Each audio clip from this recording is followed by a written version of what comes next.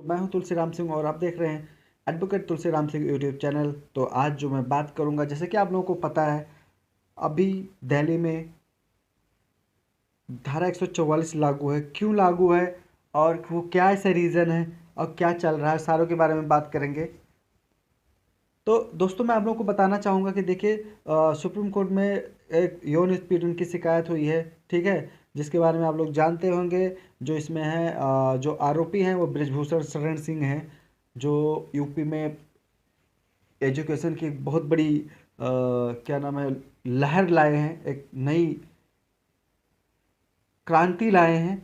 तो उनसे रिलेटेड है, जो कि जिनके ऊपर यौन उत्पीड़न का आरोप लगाया जा रहा है। तो देखिए, इसके सुप्रीम कोर्ट में आज के दिन सुनवाई में क्या हुआ, चूँकि ये मामला बहुत ज़्यादा गंभीर होता चला जा रहा है। तो मैं सुप्रीम कोर्ट के कुछ ऐसे इम्पोर्टेंट एक्टिविटीज़ हैं जो इस केस से रिलेटेड हुए हैं, जिनके बारे में आप लोगों को बताऊंगा। तो वीडियो के लास्ट तक बने रहिएगा। सुप्रीम कोर्ट ने गुरुवार को 3 महिला पहलवानों की ओर से दायर याचिका को क्लोज कर दिया। शीर्ष अदालत ने इस तथ्य पर ध्यान दिया कि दिल्ली पुलिस ने भारतीय कुश्ती महासंघ WFI के अध्यक्ष बृजभूषण शरण सिंह के खिलाफ प्राथमिकी दर्ज की है। उसके बाद उसने याचिका को क्लोज करना उचित समझा। उल्लेखनीय है कि सिंह पर यौन उत्पीड़न का आरोप है। Chief justice of India DY Chandrachud, justice PS Narasimha और जस्टिस JB पारदीवाला की पीठ ने कहा कि याचिका में FIR दर्ज करने की मांग की गई थी और इसे दर्ज करने के साथ ही उद्देश्य पूरा हो गया। पीठ ने याचिकाकर्ताओं को न्यायिक मजिस्ट्रेट से संपर्क करने पर या किसी अन्य शिकायत के मामले में दिल्ली हाई कोर्ट के समक्ष धारा 482 CRPC के तहत उपाय करने की स्वतंत्रता दी। याचिकाकर्ता की ओर से पेश सीनियर एडवोकेट नरेंद्र हुड्डा ने सुप्रीम कोर्ट के हस्तक्षेप तक कार्रवाई करने से इनकार करने में दिल्ली पुलिस के आचरण को ध्यान में रखते हुए पीठ ने जांच की निगरानी करने का अनुरोध किया। हालांकि पीठ ने इस याचिका को खारिज कर दिया और कहा कि इसने याचिकाकर्ताओं को अन्य उपायों को लागू करने की स्वतंत्रता दी है। याचिकाकर्ता के वकील ने आग्रह किया कि दिल्ली पुलिस के आचरण को ध्यान में रखते हुए मैं अनुरोध करता हूं कि इस अदालत या एक सेवानिवृत्त जज द्वारा जांच की निगरानी की जाए। एक बार इसका निस्तारण हो जाने के बाद दिल्ली पुलिस अपने पैर पीछे खींच लेगी। CGI ने जवाब में कहा, हमने केवल यह कहा है कि हम इस स्तर पर कार्रवाई को बंद कर रहे हैं, खुद को प्रार्थनाओं तक सीमित कर रहे हैं। हमने यह नहीं कहा कि यह निगरानी के योग्य नहीं है। यदि कोई समस्या हो तो आप मजिस्ट्रेट या दिल्ली हाई कोर्ट से या दिल्ली पुलिस क्या कहते हैं, संपर्क कर सकते हैं। पीठ ने आदेश में यह भी कहा कि दिल्ली पुलिस ने 29 अप्रैल को नाबालिग शिकायतकर्ता का बयान और 3 मई को 4 अन्य के बयान दर्ज किए और पुलिस CRPC की धारा 164 के तहत मजिस्ट्रेट के सामने उनके बयान दर्ज कराने के लिए कदम उठा रही है। आदेश में शिकायतकर्ताओं के लिए की गई सुरक्षा व्यवस्था के संबंध में पुलिस द्वारा दिए गए बयान भी दर्ज किए गए। कोर्ट रूम एक्सचेंज, जैसे ही मामला पेश हुआ, सॉलिसिटर जनरल तुषार मेहता ने दिल्ली पुलिस की ओर से पेश होते हुए पीठ को सूचित किया कि अदालत के निर्देश के अनुसार नाबालिग शिकायतकर्ता के लिए सुरक्षा व्यवस्था की गई है। 6 अन्य वयस्क शिकायतकर्ताओं के संबंध में दिल्ली पुलिस के आकलन के बाद निष्कर्ष निकाला कि कोई खतरा नहीं है। हालांकि सुरक्षा प्रदान करना उचित समझा गया है और उन्हें सुरक्षा प्रदान किया भी गया है। SG ने कहा कि शिकायतकर्ताओं में से 3 जंतर मंतर पर बृजभूषण के खिलाफ विरोध प्रदर्शन कर रहे हैं और वह 3 सशस्त्र पुलिसकर्मियों की तैनात किया गया है। SG ने आगे कहा कि मामले की जांच प्रगति पर है। सीनियर एडवोकेट हरीश साल्वे ने बृजभूषण की ओर से हस्तक्षेप करने की मांग करते हुए कहा कि मामले में उन्हें पक्षकार बनाए बिना उन पर व्यक्तिगत आरोप लगाए गए हैं। बेंच ने SG से बयान दर्ज करने से संबंध में पूछा, जिस पर उन्होंने कहा कि किसके बयान दर्ज किए जाने के बाद आप जांच एजेंसी को छोड़ सकते हैं। हम अपनी पूरी कोशिश कर रहे हैं, तटस्थ रूप से हम निष्पक्ष हैं।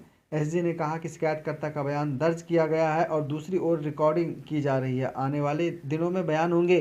SG ने जांच की मांग वाली याचिका को सीधे सुप्रीम कोर्ट में दायर करने पर भी आपत्ति जताई। उन्होंने कहा, यह अच्छी तरह से किया जा सकता है। यह एक बहुत ही वरिष्ठ महिला अधिकारी की उनकी एक टीम द्वारा किया जाता है। हर बार इस अदालत में याचिकाओं के साथ आना ही पहले यह करो कि फिर यह सही नहीं हो सकता। SG ने कहा, सीजीआई डीवाई चंद्रचूड़ ने कहा कि हम केवल जांच को ठीक से होने को लेकर चिंतित हैं। याचिकाकर्ताओं की ओर से पेश सीनियर एडवोकेट नरेंद्र हुड्डा ने पीठ को बताया कि सातों शिकायतकर्ताओं ने 21 अप्रैल को शिकायत लेकर दिल्ली पुलिस में संपर्क किया था, लेकिन एफआईआर तुरंत दर्ज नहीं की गई और उन्हें सुप्रीम कोर्ट का दरवाजा खटखटाना पड़ा और आखिरकार 28 अप्रैल एफआईआर दर्ज की गई थी। सीनियर एडवोकेट ने आगे कहा कि नाबालिग शिकायतकर्ता से पुलिस ने 29 अप्रैल को टेलीफोन पर संपर्क किया और सीआरपीसी की धारा 161 के तहत कोई औपचारिक नोटिस नहीं दिया गया था।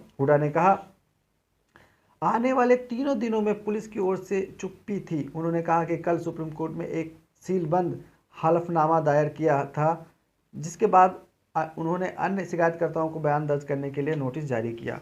वरिष्ठ वकील ने कहा कि जहां तक आरोपी का संबंध है, वह एक टीवी स्टार बन गया है। हर दिन वह टीवी चैनलों में साक्षात दे रहा है, वह शिकायतकर्ताओं का नाम ले रहा है और वह उनके अखाड़ों का नामकरण कर रहा है। आरोपी ने कहा कि उसने अब तक पुलिस से संपर्क नहीं किया। इस अदालत ने पिछली बार कहा था कि शिकायतकर्ता की पहचान का खुलासा नहीं किया जाना चाहिए, लेकिन वह आरोपी का नाम ले रहा है।